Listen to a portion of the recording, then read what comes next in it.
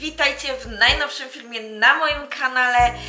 W końcu nadszedł ten czas, odpowiadam na wasze pytanie z powodu 2000 subskrypcji na moim kanale.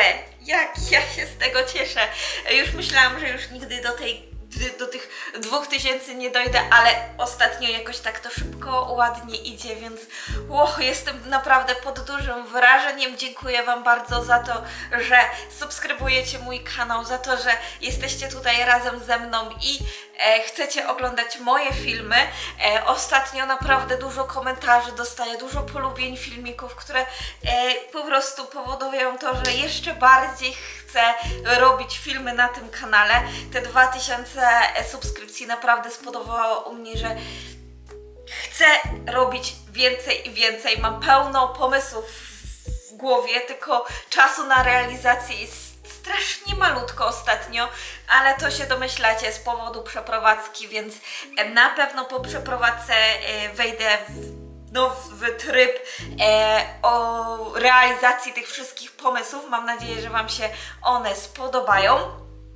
Dobra, nie będę przedłużała. Ja przygotowałam wszystkie wasze pytania w Notion, posegregowałam na różne podgrupy, więc dodatkowo będziecie mieli zakładki, jeżeli będziecie chcieli pójść do danego pytania, do danej podgrupy, to wtedy sobie kliknijcie na dole w oś czasu, to od razu się tam znajdziecie. Jeżeli was interesuje cały filmik, no to oczywiście zapraszam do oglądania i zaczynamy. Zaczniemy od pytań nie do końca takich Q&A-owych, ponieważ już wcześniej miałam wam dać reakcję na chłopów, ale tak się trochę zdarzyło, o czym za chwilę też wam powiem, że przeciągałam i już po prostu nie udało mi się takiej fajnej reakcji nakręcić. Film naprawdę się spodobał, nie miałam żadnego problemu, jeżeli chodzi o odbiór obrazu, bo wiem, że takie przenikające się obrazy, takie właśnie ruszające się mocno mogłyby oczy męczyć i nie dla wszystkich jest to odpowiedni film do oglądania. To ja naprawdę dobrze się bawiłam, w sensie dobrze się mi oglądało ten film. Sama historia w sobie dla mnie była wzruszająca i naprawdę przyjemna w odbiorze, a jeszcze jeden moment taki wzruszający miałam, kiedy weszłam do sali, usłyszałam pierwsze głosy języka polskiego w kinie. To dla mnie było takie wow, słyszę polski, nie, tak polski ludzie rozmawiają, w takim sensie, że nie ja rozmawiam, nie rozmawiam z koleżanką, nie rozmawiam z rodzicami, ale słyszę dookoła język polski. Dlatego to dla mnie taki był moment bardzo doniosły, wzruszający, mogłabym tak powiedzieć chyba tak brakowało mi tego właśnie otoczenia języka polskiego, jak mogę to tak określić. Było też zapytanie, takie zdziwienie, że tak mało ludzi było. To nie dlatego, że prawdopodobnie było mało ludzi ogólnie na tym seansie, tylko było to też spowodowane, że to już jest końcówka puszczania chłopów w kinach. Do tego na przykład w kinie Lotte, gdzie ja byłam, film był puszczany w salach Arte, czyli takich ala salach studyjnych, kina studyjnego, czyli tak jak kojarzycie może w polskie takie mniej niszowe filmy, artystyczne filmy są puszczane, to tutaj właśnie w Lotte, w tej sali były puszczane, więc też prawdopodobnie ten film mógł nie mieć takiej hucznej premiery, mógł nie mieć takiej hucznej reklamy w Korei, dlatego też mniej może obejrzało ludzi ten film, ale to nie znaczy, że w ogóle nie obejrzeli. To był tylko jeden seans, to była tylko jeden moment, kiedy ja byłam, a pewnie wcześniej już dużo więcej osób obejrzało ten film. Dobra, tyle na temat chłopów i zaczynamy teraz takie już prawdziwe to Q&A. I pierwsze pytanie najczęściej zadawane to było o moje plany zawodowe w Korei, bo jak oglądaliście wcześniejszy vlog, zauważyliście, że będę szukała pracy w nowym roku. Jak tylko przeprowadzimy się, mam w planie powoli szukać pracy. Zależy mi na pracy tak zwanej Arbeity, czyli praca dodatkowa, dorywcza, tak na 4 godziny dziennie liczę, 5 godzin dziennie, tak żeby się wdrążyć, żeby wrócić do tego systemu pracy oraz przyzwyczaić się do nowego systemu pracy, czyli pracy w Korei. Jeżeli chodzi o jaka to by miała być praca, to myślę, że kawiarnia, sklep, coś w takim deseni, żeby właśnie wdrążyć się, żeby mieć kontakt z koreańskim, a przy okazji, żeby mieć także czas na takie życie codzienne. Były też pytania oczywiście klasycznie o kuchnię koreańską. Moje ulubione danie z kuchni koreańskiej to na pewno samgyeopsal, chicken dakgalbi, kimchi jjigae jest chyba najwyżej, nawet chyba wygrywa z samgyeopsalem, z koreańskim barbecue. Jeżeli chodzi o jedzenie, którego bym nigdy nie zjadła, to myślę, że chyba tutaj jest ośmiornica na pielestale, ta właśnie żywa z tymi mackami. Raczej wiem, że ona nie jest żywa, ale przez to, że ona się rusza, przez to, że ona może się przykleić tutaj do gardła, raczej chyba nie odważyłabym się do zjedzenia właśnie tej ośmiornicy. Jakoś mnie nie kręcą takie dania, więc myślę, że tutaj w tym przypadku właśnie ośmiornica jest tym daniem, którego bym nigdy nie spróbowała. Kuchnia koreańska czy polska? Trudne pytanie, bo i lubię koreańską kuchnię i lubię polską kuchnię. I jest mi bardzo ciężko powiedzieć, która kuchnia jest wyżej, która niżej. Myślę, że one po prostu są razem, bo i w tej kuchni lubię dania i są też dania, których nie lubię. Kolejne pytanie to na temat prawo jazdy. Niestety nie mam prawo jazdy, mam w planie w przyszłości właśnie takie prawo jazdy zrobić. Na pewno dostaniecie update, jak będę prawo jazdy robiła, jak to mniej więcej przebieg wygląda. A na co zwrócić uwagę prowadząc samochód w Korei? Na pewno na to, że trzeba mieć prawo jazdy międzynarodowe, przyjeżdżając i chcąc prowadzić w Korei. Na to, że kierowcy koreańscy są nieobliczalni moim zdaniem. Ciężko powiedzieć, co w danej chwili im przyjdzie do głowy i co mają w planie zrobić. Jest to też spowodowane tym, że nie używają kierunkowskazów. W nocy na przykład część z kierowców nie używa świateł. I na przykład jak jechaliśmy autostradą w nocy, mknął samochód, tak zwana czarna śmierć, który w ogóle nie miał świateł. Nie pokazywał tym, że jest na drodze. To dla mnie jest straszne. Kolejna to myślę, że skutery. Skutery nie tylko na drodze, ale też na przejściach dla pieszych, na chodnikach. Jeżdżą jak chcą, robią co chcą i w ogóle nie zważają uwagi na nikogo. Jest oczywiście to spowodowane tym, że dostawy mają być pali, czyli szybko. Jak to się mówi, coś za coś, ale myślę, że jednak tutaj, jeżeli chodzi o bezpieczeństwo na drogach, to jest długa droga do tego, aby w końcu to było jakoś unormowane. Na temat koreańskiego i czy rozmawiam z moim mężem po koreańsku? Staram się.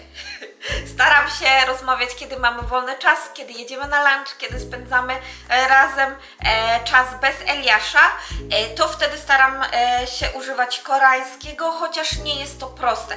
Mój mąż nie jest nauczycielem, mój mąż nie miał wcześniej styczności z osobą, która dopiero uczy się koreańskiego, dlatego też jest to troszkę ciężkie i czasami może spowodować być zapalnikiem kłótni. Niestety, ale tak właśnie bywa. Czasami jest ciężko dogadać się w ojczystym języku z drugim Polakiem. To tym bardziej w języku, którym jedna osoba zna podstawową jego wersję, to jest to trudniejsze. To, czy uczę Eliasza po polsku, oczywiście odsyłam do filmiku z języka koreańskiego u Eliasza. Ja oczywiście mówię do Eliasza po polsku, staram się uczyć go polskiego, mój mąż koreański.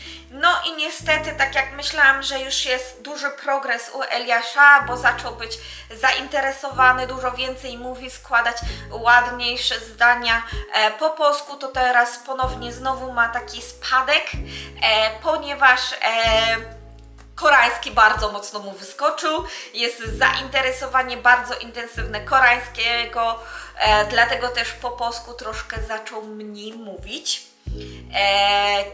Mniejsze ma zainteresowanie, ale nie poddajemy się, nadal staram się mówić do niego po polsku, staram się, jakby to powiedzieć, zachęcić go do nauki polskiego. Nasza codzienność i czas naszego syna Eliasza. Tak naprawdę zapraszam Was do moich tygodniowych vlogów, zapraszam do daily vlogów, gdzie w takich vlogach właśnie pokazuję Wam, jak wygląda nasz taki randomowy dzień. Mogę Wam za to tyle powiedzieć, że naprawdę nie różni się to za dużo od takiej typowej rodziny mieszkającej w każdym zakątku świata. Jest to bardzo taki zwyczajny dzień. I mogę Wam oczywiście nagrać, co się dzieje w ciągu takiego bardzo zwykłego dnia, jeżeli Wam się oczywiście taki film spodoba. I kolejne pytanie to o zaręczyny i o ślub. Jeżeli chodzi o same zaręczyny, to żadnego przyjęcia zaręczynowego nie mieliśmy. Mój mąż oświadczył mi się na kanapie, powiedział mi, że dla wizy i dla przyszłości naszej w Polsce, bo wtedy planowaliśmy mieszkać w Polsce, najlepiej by było, żebyśmy wzięli ślub.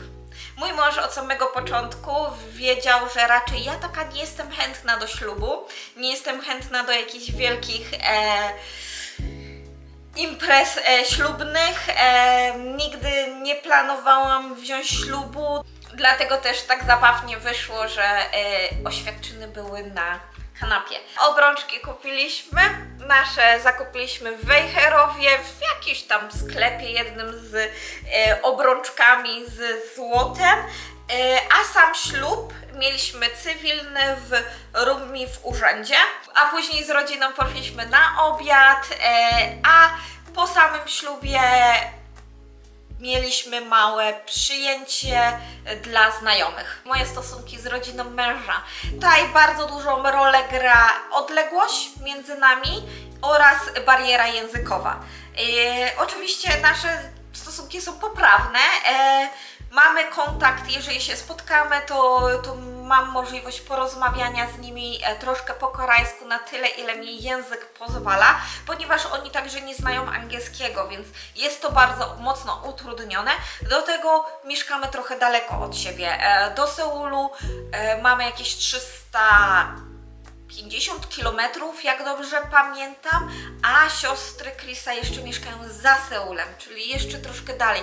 To jest około 5-6 godzin w jedną stronę, więc raczej nie mamy dużo okazji. Jeżeli już, no to rodzina męża była na przykład tutaj, kiedy moje siostry przyjechały, to niestety nas za to nie było, my pojechałyśmy na Jeju.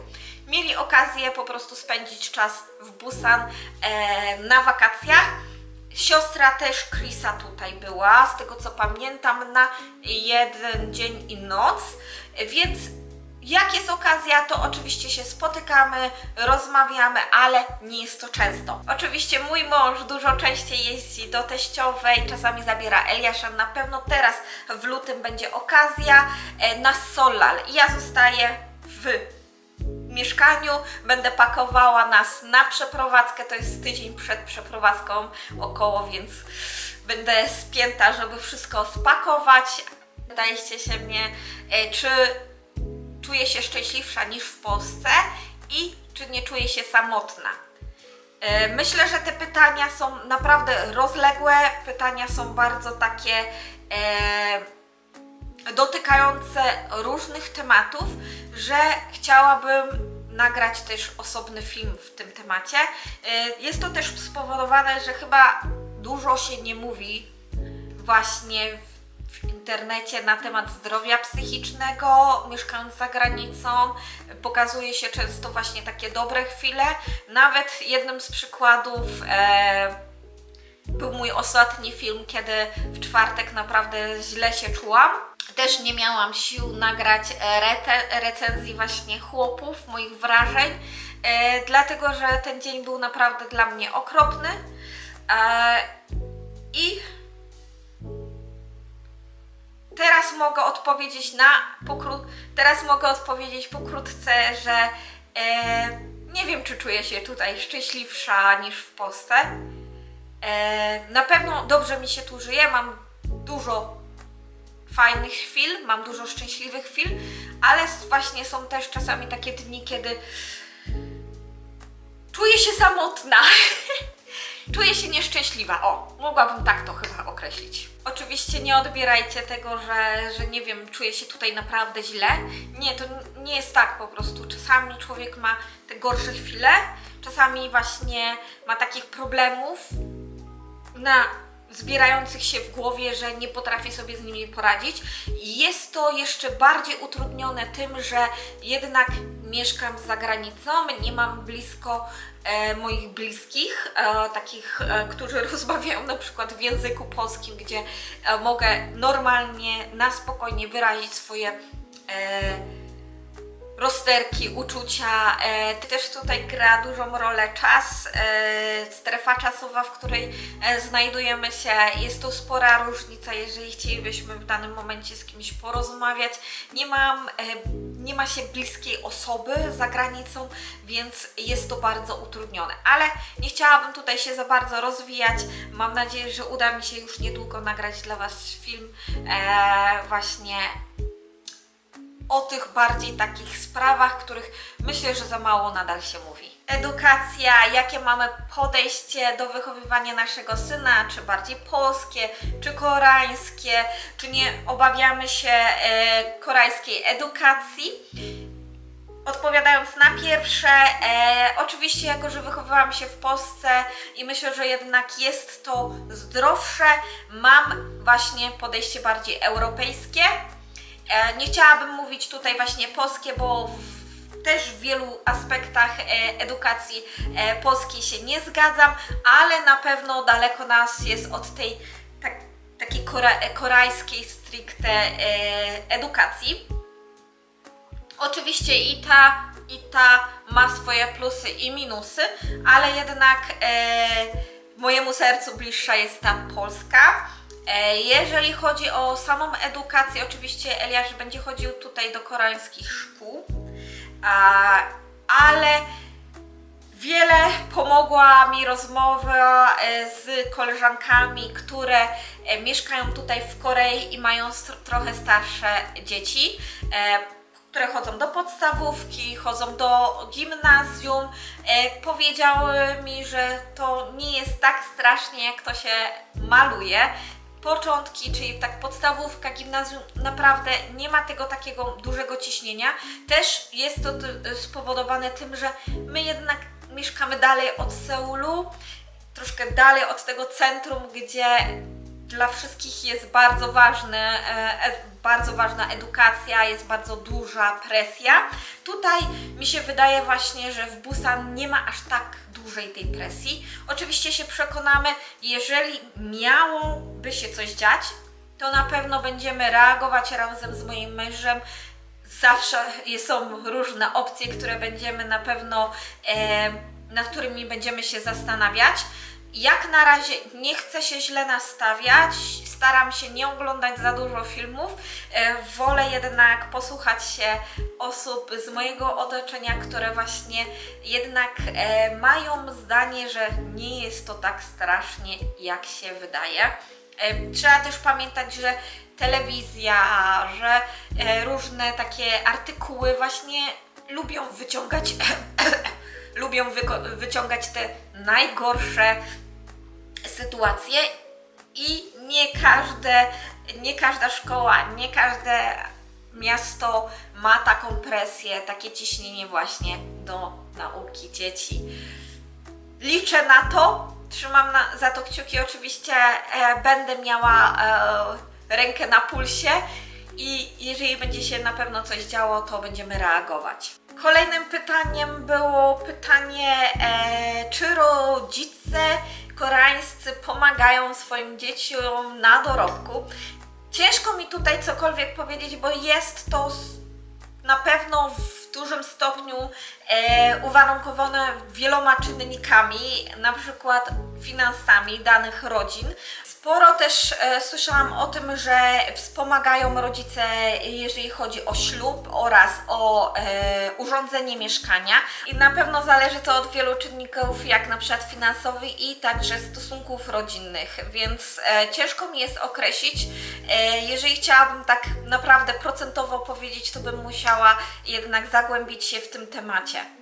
Było też pytanie na temat koleżanki w Busan oraz czy mam kontakt z youtuberami. Były oczywiście wymienione Viola oraz Agnieszka. Jeżeli chodzi o koleżanki w Busan, to mam największy kontakt z dwiema dziewczynami, z którymi czasami się jeszcze widuję w 4 oczy. I oczywiście jeżeli chodzi taki kontakt na odległość, to największy to chyba mam z Kasią z Korei. Macie oczywiście jej Instagram, bardzo dużo mi pomaga i zawsze odpowiada mi na moje pytania, więc naprawdę pozdrawiam ją serdecznie, jeżeli ogląda moje filmy na YouTubie. A jeżeli chodzi o youtuberów, to pewnie już kojarzycie z mojego kanału Natalia Wu z konta na YouTubie, a jeżeli chcecie, to oczywiście zapraszam do subskrypcji jej kanału. Oczywiście na Instagramie mam także kontakt z Violą z Pierogi z Kimchi. Nie jest to może jakiś częsty kontakt, ale czasami wymieniamy się wiadomościami, a jeżeli chodzi o Agnieszkę, to niestety nie mamy z nią żadnego kontaktu. Chyba kiedyś wymieniłyśmy parę zdań na Instagramie. I już doszliśmy do ostatniego pytania w tym Q&A, czyli już koniec tego filmiku.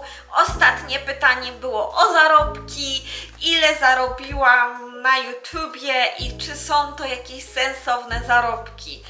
Czy sensowne? Sami ocencie. Ja AdSense mam od roku. Mój kanał jest 2 lata, AdSense jest od roku, czyli widzicie, przez rok nic nie zarabiałam. Jeżeli chodzi o współpracę, to oczywiście jestem takim mini youtuberem, że ich nie mam żadnych propozycji, więc z nich także nie zarabiam. Z samego AdSense'a, od samego początku, czyli od lutego 2023 roku zarobiłam $500. Nie jest to kwota zatrważająca, ale też przy ilości subskrybentów, czyli 2000 i oglądalności, różnej oglądalności, bo to zależy oczywiście od danej pory roku, od miesiąca. Zarabiam czasami mniej, czasami więcej. Taka średnia to jest $30 miesięcznie. Więc nie jest to naprawdę zatrważająca kwota. Kamera, którą dzisiaj nagrywam, nie została jeszcze spłacona. Może kiedyś dojdę do tego celu, żeby spłacić tą kamerę. Jak na razie dopłacam do YouTube'a. Jest to oczywiście moje hobby, bardzo lubię montować filmy. Najlepszym zajęciem w trakcie tworzenia YouTube'a jest na pewno montowanie, które uwielbiam. Uwielbiam montować i jeżeli bym mogła pracować jako monter filmów na YouTubie, to bym była naprawdę szczęśliwa. Byłoby to moje chyba takie małe spełnienie pracy. Muszę jeszcze trochę poćwiczyć nad moimi skillami, żeby wysłać komuś moje CV. Oczywiście, jeżeli ktoś jest zainteresowany tym, abym mogła pracować, to oczywiście zapraszam do kontaktu. Tutaj macie maila, więc jeżeli chcielibyście zatrudnić taką osobę jak ja, to zapraszam. No, jak widzicie, wiele się nie zarabia, kiedy jest się takim mikro youtuberem. Ja traktuję to jak na razie jako hobby, jako przyjemność. Oczywiście cieszyłabym się, jakbym mogła wspomóc finansowo moją rodzinę pracą na YouTubie, ale jest to długa droga, a ja nie wiem, co przyniesie moja przyszłość, nie wiem, jak to będzie z moją nową pracą. Mam nadzieję, że ten kanał będzie się rozwijał, ale w jaki sposób, to się przekonamy, mam nadzieję, w niedalekiej przyszłości. To już było ostatnie pytanie. Na samo zakończenie chciałabym Was zachęcić do skorzystania z małego konkursu z podziękowaniem za to, że tutaj jesteście, za wybicie 2000 subskrybentów na moim kanale, więc zapraszam do skomentowania tego filmu, a z komentarzy wyłonimy 3 zwycięzców drogą losowania. Jeszcze raz Wam dziękuję, że tutaj jesteście. Mam nadzieję, że to Q&A Wam się podobało. Troszkę się stresowałam, więc mam nadzieję, że ten filmik wyszedł dobrze. I oczywiście zapraszam na kolejny film. Dziękuję Wam bardzo. Bye!